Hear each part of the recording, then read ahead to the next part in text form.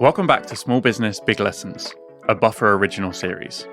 My name is Ash Reed, Head of Content at Buffer, and throughout this series, we're going on a journey to understand how great work happens. We're telling stories of unique businesses and meeting the incredible people behind them, examining how they're doing things differently and what we can learn from their journeys.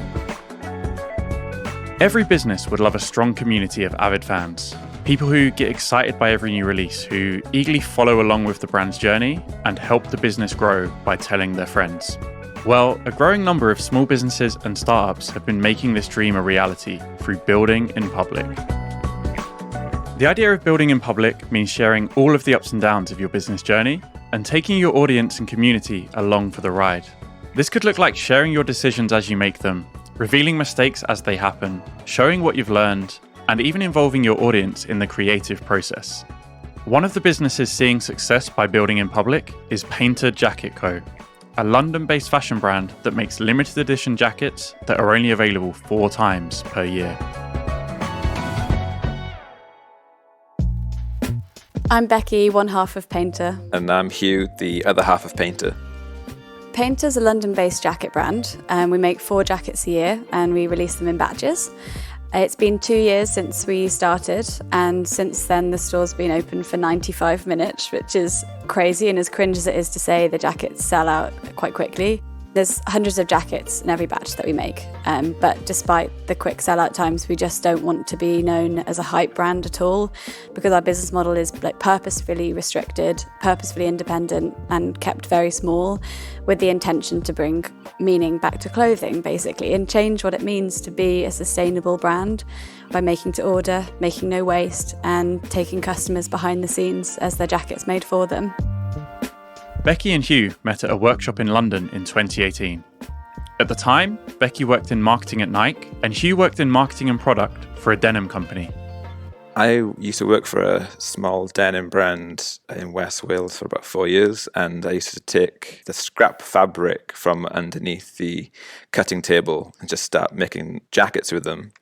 And then when I met Becky, she kind of discovered these jackets, and she was like, "Oh my god, these things are so cool!" And I showed her all the jackets that I had taken apart, bought from all over the world, and there's this one I just hadn't taken apart because it was so good. It's like from the early 1900s, and the finish, the fit, on the color, everything was perfect.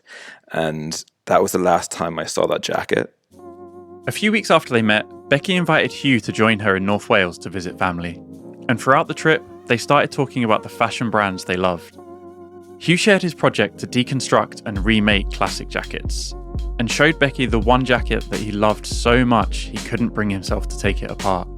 After their long weekend together, Becky took the jacket back to London, and it was never seen again. But this sparked Hugh to get moving on his project, and laid the foundations for what would become Painter Jacket Co. Kind of decided, okay, let's remake this jacket, and along the way we'll tell the whole story of remaking this iconic blue jacket. From day one, Painter has been an experiment in building in public. I'm Karthik Powara. I go by KP on the internet, and I'm currently the program director at On Deck No Code Fellowship.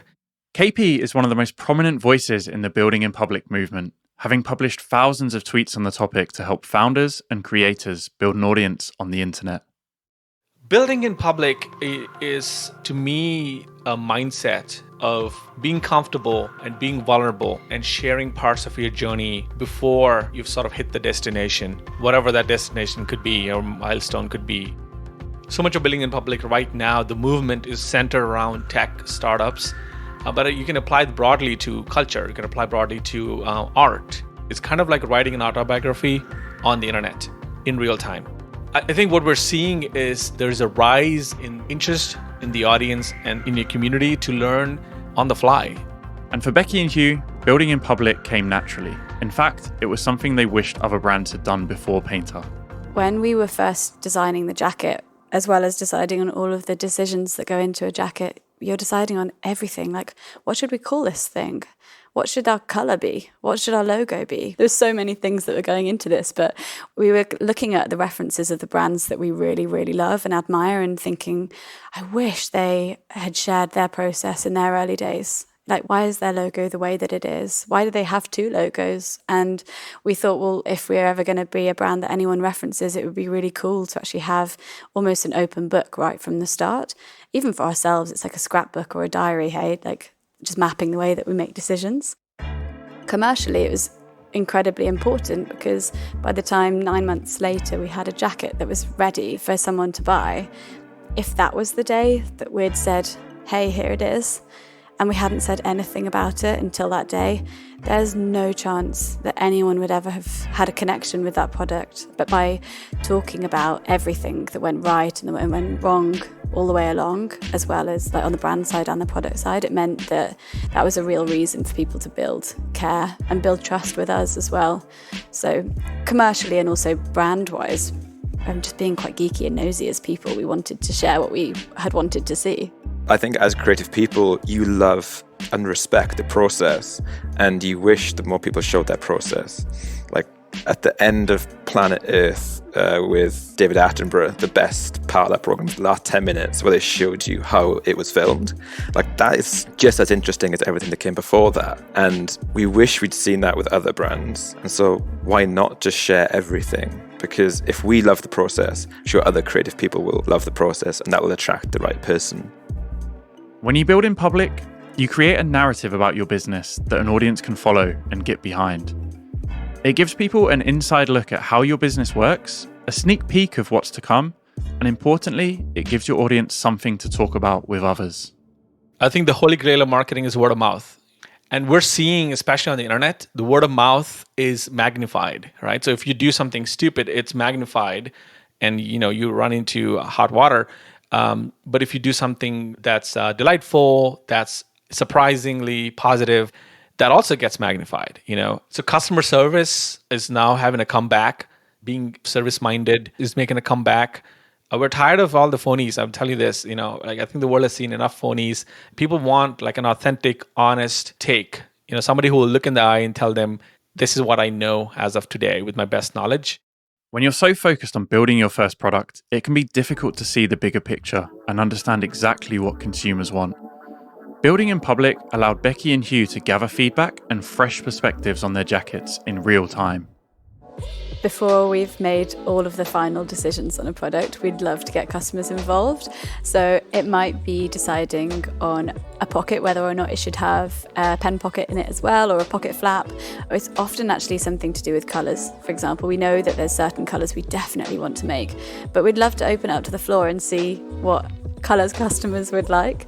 So that might just be in a simple Instagram voting system. It could be a type form.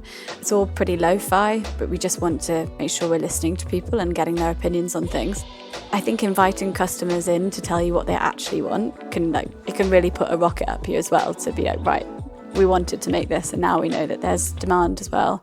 It could just be Hugh and I talking to each other thinking, I think we should make this. I'd really like to do this. Would you like to do this? Will people want it? I don't know. The reason we sell in batches is because we don't want to make any waste.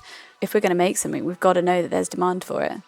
One of the best parts of taking advice is showing that you listened. For batch number 4, we had maybe 10 colours that we hadn't quite chosen the final few. And there was this emerald green that we weren't going to do. People just absolutely loved it. And so we brought it in, and people just respond really, really well when they go, oh wow, this is a brand that listens. We want to be engaged with our audience. We actually care, and we do change things depending on the answers we get from our audience. And it wasn't long before the burgeoning painter community had transitioned from online to real life. One of the first things we did after batch number 1, we were going to have our first Christmas party. It was just the 2 of us, and we thought, bit dull, just the 2 of us. We can do that any night of the week. Why don't we invite our customers to the pub? We'll have a painter at the pub meeting. There was no agenda of, there weren't going to be talks or any product announcements or anything. It was, we think that our audience would like to meet each other. It was customers, families. If you hadn't bought a jacket but you were slightly interested, or you just wanted to hang out and meet good people, everyone was welcome. And yeah, we gave everyone the address for a pub. We said we'll be there around 1. and we thought it would last a couple of hours, and we were there till the pub closed, and it was rammed. There was one moment that was unbelievable and quite weird, when there was a table of olive jackets, and there was another table of Bill's blue jackets, and there was another table of navy jackets, and everyone was just like hanging out with their respective batch 1 coloured jacket members, and it was incredible. Yeah. Painter's transparent approach to building a business had made the brand approachable and trustworthy. And it also helped to bring together a community of like-minded people. These 3 things, approachability, trustworthiness, and community, will be essential for the next wave of successful small businesses. We've had decades of advertising and marketing trying to mesmerize people into buying products. But what this generation of internet native, in fact, I would argue the next generation, I'm millennials, like I think Gen Zs are smarter than me. That generation will sniff it out like that, because they're internet native and they're smart. So it's really a sad and hard time for brands who want to trick you in the funny ways. And it's a delightfully optimistic time for authentic and honest brands. You know, the world's greatest leaders, if you've seen in the last decade or last century, sold you on authenticity and honesty, you know, and it's a great way to create a movement and bring people together, you know, especially in these times where we're like looking for connections and bonding and belonging. I think that's what building in public does, is build trust. We talked about the jacket for 9 months through the whole development stage, and that's all we were doing for 9 months, was building trust. If we just decided one day to say, hey, the jacket's now available, but they have no context of what's happened before.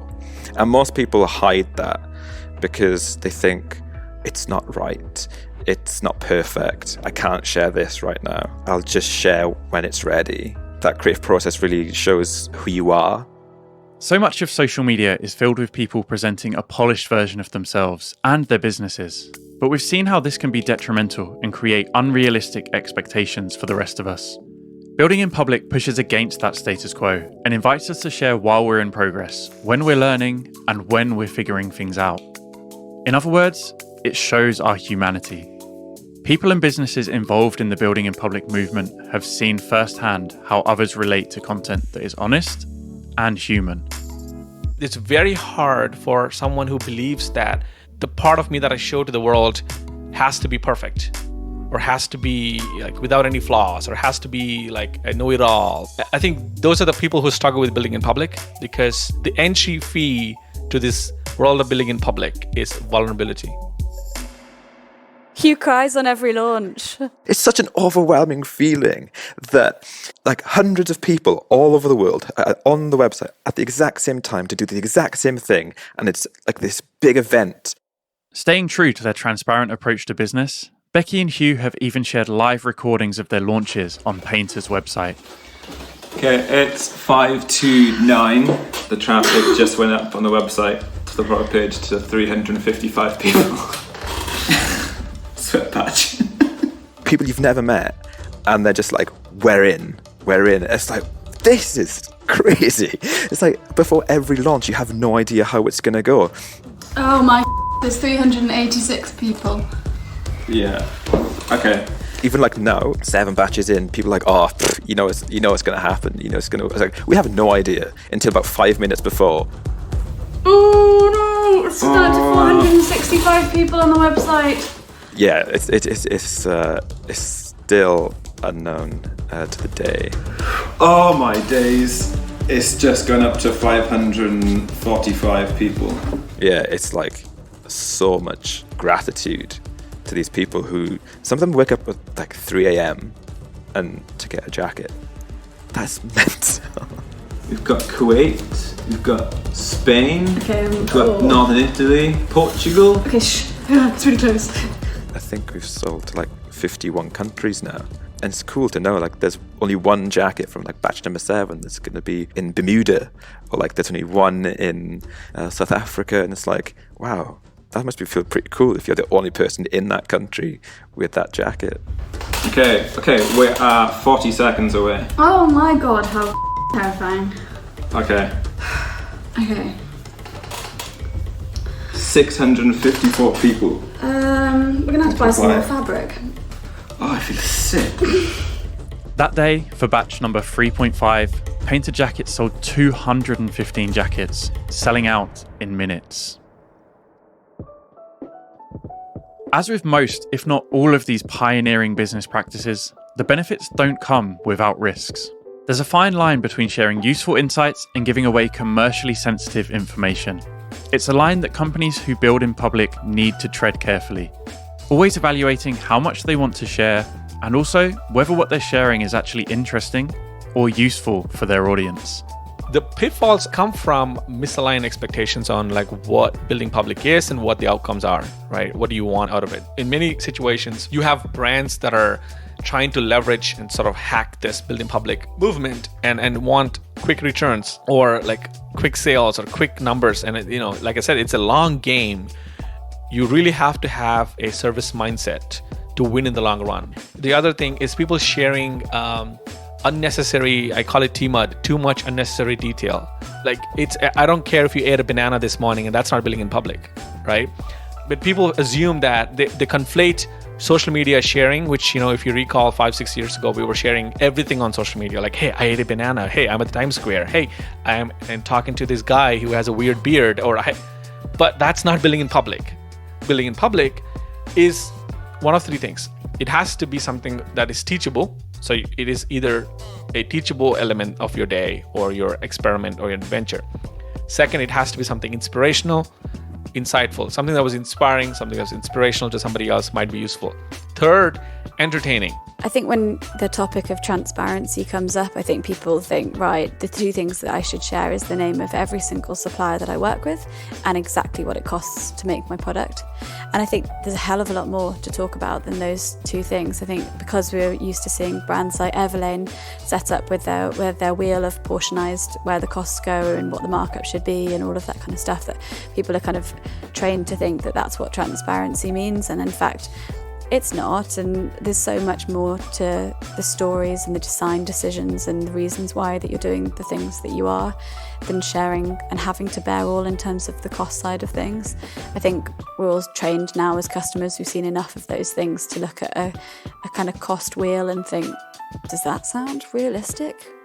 Finding success while building in public can also lead to others trying to replicate your formula. We're at a stage now where also sharing things means that we get copied quite a lot, and so every week or so there'll be a new brand that's coming very, very close to what we're doing, and we're not going to talk about that. We don't need to, we don't want to, but I think by making the decision to share, you kind of have to be comfortable with the fact that you are almost inviting that, and you kind of got to keep moving when it happens.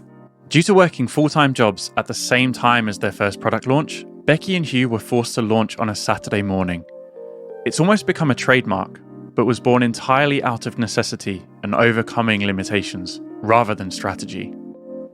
Yeah, so that's copied a lot, the 9 a.m. on Saturdays, because they think there's a magic formula. So when the stars align, you have to launch a product. It has to be in workwear. It has to be all this, and it'll sell out. And it's like, it's not.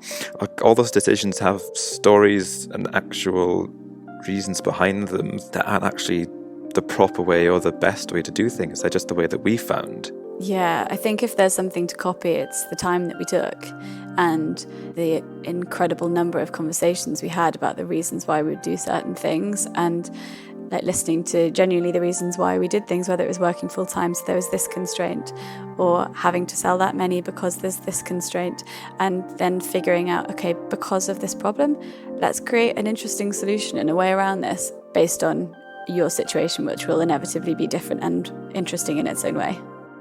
And these individual differences, when communicated well, are what makes building in public so effective. Every business has a story to tell, and so based on that fact, every business can build in public. The idea is to identify what truly makes you special and unique, and then tell people about it. Like, it's not one type of person who can do this. There's millions of examples, right? We can all do it if you have the perseverance and the desire to get there. I think building in public creates a level playing field. That's why I encourage people like me, people like you, people who are in positions of power, positions of influence, to share their stories and tell people how they got there, right? Because it's not as radically, unbelievably hard as business books make it seem to be. And when you give out the tips, a lot of the times people ask me, KP, aren't you leaking out your playbooks, or aren't you sharing your secrets? And I'm like, yeah, that's the point. The secret doesn't make the person's successful. It's the practice of the secret, right? I can give you a sword, I can teach you push-ups, but you don't become a warrior. The scars, the fights, the battles, like the hardships make you the warrior. When it comes to building in public, wherever you are is the best place to start. Becky and Hugh didn't wait until reaching thousands of followers before connecting with their audience. They just started having conversations with people interested in what they were doing. We only actually use Instagram. We don't really use Twitter. We've got a page, but we just say you can find us on Instagram, because as a 2-person team, we've just got to focus our energy on one place, and we just know that we can't do everything. We talk to customers so much in the DMs. We would share jackets back when we were first starting the Instagram. We didn't really have our own samples to talk about in the really early days, but we talked every day about something. And that might have been like a jacket from a vintage archive and the details that we liked and what was exciting about that certain piece or how it was made. And people would comment back, and we'd just talk to people for a long time actually in the DMs, all about what they liked. And that then led to certain decisions. Even there's a tiny card pocket that's now on the inside of every jacket that we make. And we've got a guy called Max to thank for that pocket, because he was sat on the Eurostar texting us about his favourite jacket, but wishing it had a card pocket. And we're like, well, great, consider it done. In terms of how many followers we had at the time and like the stage that was at, it was probably like 7 months before we launched our first jacket. 3 months-ish into starting the Instagram page, definitely under 1,000 followers, definitely. Probably on a meager 600 or something, but nothing's meager, everything grows. Everyone starts at 0. Exactly. Becky and Hugh have really embraced trying things their way, instead of just doing what others do, even down to the way they create content. One of the things that we always say is really useful when it comes to like sharing content and thinking of things to say is to look outside of your industry for inspiration, because if everyone in that industry is doing things one way, it doesn't mean that that's the only way of doing things, and it doesn't mean it's the way that you have to do it too. Like that applies in everything from the business model to the way that you share content and the way that you talk to your customers. But one thing for us was we just kept seeing, when you go on your iPhone and you look at like software updates and app updates, the way that designers talk about the updates that you get, like, oh, slight tweak to this feature and I've updated this. We just quite liked that, and how kind of short and snappy it was, but also you get to see what you're getting and what's developed from last time. So then we created from that a piece of content called Batch Notes that's on our website, and it was basically like a constant stream of consciousness when we were designing a product, like everything that goes into that, including the things that don't go right as well. Becky and Hugh are always looking at new ways to engage their audience. In the same way they organised the meetup at the pub, they found other ways to jump out of Instagram and creatively tell their story to customers.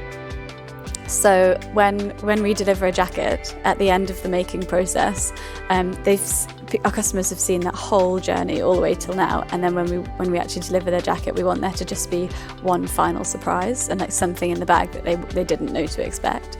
And it's different every single time. Building in public doesn't begin and end on social media. Becky and Hugh aim to create a range of unique experiences that bring their customers closer to the project and paint a vivid picture of who they are, what they do, and why they do it. Crucially, the motivation behind this isn't purely commercial. Their batches would probably still sell out every time, even with less content. But they do it because they want people to know what goes into making their clothes. They love what they do, and it's clearly important to them on a personal level to communicate that. For batch number 3, it's already a kind of an event on the launch day, and it's an event when jackets are delivered, because people get to experience something in the same time window, which is really exciting. But we wanted to kind of bring everyone together, even if it was just through audio. So we created this audio guide to the jacket. And so when it arrived, you'd take it out of the box, and in one pocket, you'd find a ball of organic cotton that was from the same area as the jacket was actually made from. And in the other, you'd find a raw Corozo nut, which was what the buttons were made from. There was a card in there taking you to a link where you could actually then play a guide. We had voice notes from the factory, so from Sergio at the factory, and Lutz, and Andrea, who's from Courtney & Co., the button makers. Yeah, it was basically all of the people coming together who had something to do with this jacket that you were wearing. So when you put it on for the first time, you're like, wow, like, we don't want Painter to seem like it's two people, right? Like behind what we do, there's button makers, fabric makers, pattern makers, thread suppliers, designers, illustrators. There's so many more hands that touch that jacket, not even just the hands that are making it, but like minds as well. And so we just wanted to just give a fraction of that in this piece. So here it is, your field jacket. It's a military-inspired jacket that has not only survived wars, but fashion trends too. Back in early 2019, to get inspiration for our own jacket, we visited so many archives, but we always came across the same problems with the vintage pieces that we saw. They were too baggy. In this part of the audio, Sergio, who works in the factory where the jackets are produced, speaks to us about the people who work with him and the roles they play in making the jackets a reality. I am the person who, Becky and who talk every week and sometimes every day about your jackets. They talk to me often about samples and change small details here and there to make the quality better for you. I have just few things to tell you about our factory. We only make shirts and jackets, and we have been making since 1981. There are 40 of us working here. This kind of personal touch transforms the jacket that's just been purchased into so much more than a commodity. It becomes a product of hard work, an artifact of someone's personal history, and the result of many people's care and attention. What will stand out is the stories these founders create and the magical moments that these products create, and how do you capture them and how do you build an audience and following around them. Now I see a need for more vulnerability and authenticity in the world. And the next 10, 20, 30 years, I hope to be continuing this movement and, be a part of it, attract other like-minded founders and creators and sort of show that this is possible. Not only is Painter thinking about how they can be constantly improving their own business and products, they're also thinking about how they can change the industry. The energy that drives all of this is passion and obsession with what they're doing. And this energy is infectious. The way that our business model works, it's exciting because it's pushing against the things that are wrong with our industry and wrong in a wider sense in the world in terms of waste and things that we all like to feel like we're pushing in the right way. And I think people who buy from us are aligned in that way, not just because of the product, but because of the way that we do things. Hugh is incredibly obsessed with product, and the lengths that he'll go to, like on a Sunday night, still researching a particular type of stitch on a denim jacket from a very particular era from, I don't know, maybe it was only made in the 60s and 70s, and he knows about this detail. And it's that absolute love, and that's the same reason why he cries on a launch day, because he just loves it. Like you can't copy that, you can't fake that. It's amazing to see, and I think his absolute love of product is a huge reason why things work the way that they do. We couldn't be doing a Painter in something that wasn't in the clothing industry, because that's what we absolutely love. And I think my obsession to get things right for every single customer, and we both have our obsessions, I guess, and I think that helps a lot.